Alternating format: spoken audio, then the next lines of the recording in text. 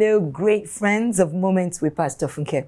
Welcome to a new and fresh episode of your weekly devotional from God's Holy Word. We're really excited that you're watching us right now. So let's get started quickly by reading from Genesis chapter 2, and we'll begin from verse number 1. It says, "Thus the heavens and the earth were finished, and all the host of them. And on the seventh day God ended his work which he had made, and he rested on the seventh day from all his work which he had made." Now, the first thing, friends, that I'd like you all to note is that God worked. He did. It was work for God to create the universe. Now, let's read further from verse number 7. It says, "And the Lord God formed man of the dust of the ground, and breathed into his nostril the breath of life, and man became a living soul. And the Lord God planted a garden eastward in Eden, and there he put the man whom he had formed."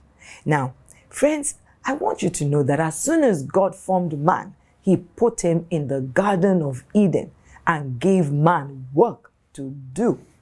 Notice that before God gave man a wife, he gave him a job. One of the things we've learned about the ant is that the ant works.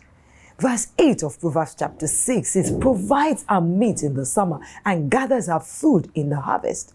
Friends, the ant works. We all need to work too. It's amazing just how many people make excuses for not working. They say the economy is not very good and there's no power available, government is not hiring, and the list of excuses can keep going on. The thing is that there is always something for every one of us to work on. The problem we're having is just that we think some jobs are beneath us. But God asked Moses a very important question in the book of Exodus in chapter number 4, verse 2. Let's read. It says, "And the Lord God asked him, 'What is that in thine hand?' And he said, 'A rod.' And he said, 'Cast it on the ground.' And when Moses cast it on the ground, it became a serpent, and Moses fled from before it." Friends, God turned that rod that Moses was holding in his hand into a snake. If Moses had been holding a towel, God would easily have turned it into a snake also. There's something you're holding in your hand that God can turn into work for you. I heard of a lady's testimony who makes very, very lovely shoes, leather shoes and bags. Now, I found out that she started that business with, listen to this, 5,000 naira. 5,000 naira, people, and the garage in her house. A poor widow had gone to meet Prophet Elisha in 2 Kings chapter 4. Her husband, who was a prophet, had died, having unpaid debts. Now, the creditors came to the widow, wanting to take her 2 sons as slaves to work off the death of their late father. Let's listen to what the prophet said to her in verse number 2. It says, "What can I do to help you?" Elisha asked. "Tell me, what is that you have in your house?" "Nothing at all, except a flask of olive oil," said this woman. Now, we know the rest of the story.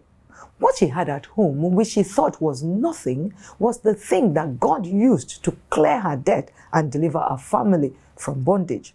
Friend, there's something in your hand or in your house that can become work for you and a source of income.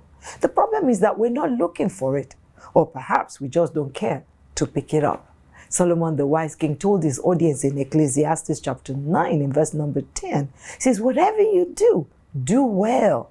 For when you go to the grave, there will be no work or planning or knowledge or wisdom." Friends, whatever you do, do it well. Don't follow those who think that they shouldn't do a particular job because it's beneath them. That low job may be just the stepping stone you need to a higher level job. Thank you, friends, for staying with us. Until next week, do take care and may God bless you. Also, don't forget to like, comment, and share this video. Thanks again. God bless you. I'm Pastor Funke. Bye for now.